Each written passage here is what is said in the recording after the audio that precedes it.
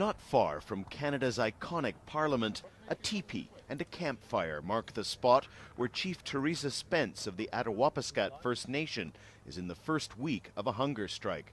It's part of a campaign of protests launched across the country that saw activists demonstrating to force Ottawa to the bargaining table on treaty rights, housing, education, and natural resources.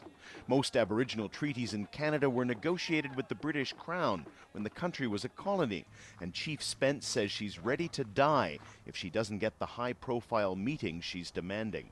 She's talking about a fundamental change in the relationship between Canada and First Nations. So she wants Canada to come to the table, she wants the Queen to come to the table and answer for the unrespected treaty rights for all First Nations.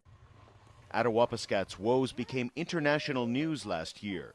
Almost unimaginable in a rich country like Canada, many in this remote community lived in dire conditions without heat or drinking water.